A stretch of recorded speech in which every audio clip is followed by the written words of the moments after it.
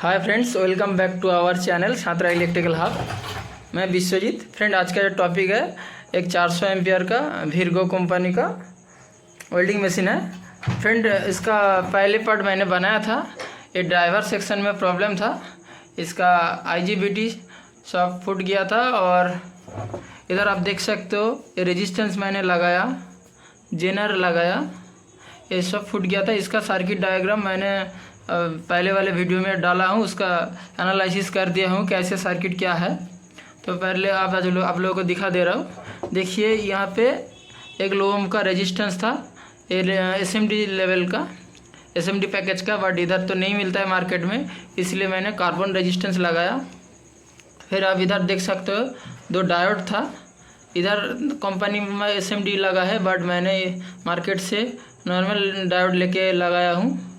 इधर आप देख सकते हो SMD ट्रांजिस्टर लगा है, बट इधर SMD नहीं मिला, इधर SMD नहीं मिला, इसलिए मैंने 50-50 ट्रांजिस्टर को बायसिंग करके लगाया।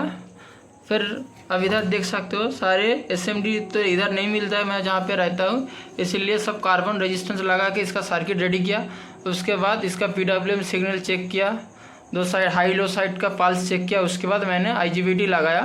जो फ्रेंड बोलते हो ना 25 और 125 F1 IGBT चाहिए, मॉसफेट चाहिए, तो ऐसे नहीं, अगर आपके पास 25 और 120 मॉसफेट रहेगा तो उसको लगाने से भी चलेगा।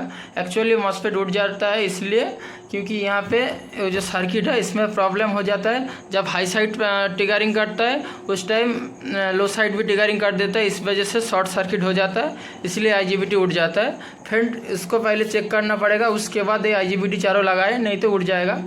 ठीक है ना फ्रेंड? तो फ्रेंड देखिए, मैंने इसको लगा दिया। फिर मैंने इसका सप्लाई दे रहा हूँ, सिंगल फेज में दे रहा हूँ। देखिए फ्रेंड, सिंगल फेज में दिया हूँ, ये आ गया। मैं इसका करंट एडजस्ट कर रहा हूँ। देखिए, करंट दे रहा हूँ, 9 एम्पियर कर दिया। फिर मैंने इसको स्पार्क करके दिखा रहा हूँ।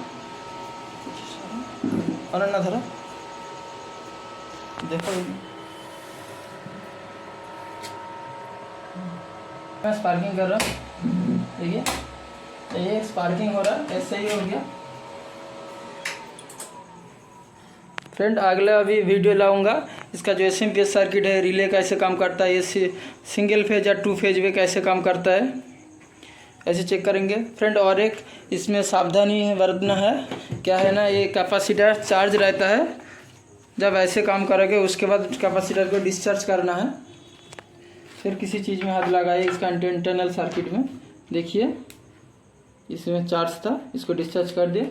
उसके बाद अब किसी जगह में लाइव में हाथ लगाइए, नहीं तो मत लगाइए, शॉक दे सकता है।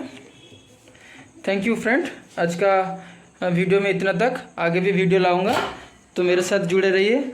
और जो लोग ट्रेनिंग के लिए मुझे बोलते हो, मेरे व्हाट्सअप नंबर में व्हाट्सअप कीजिए, मैं सारे इन्फॉर्मेशन वहाँ पे दे दूँगा। Thank you for watching.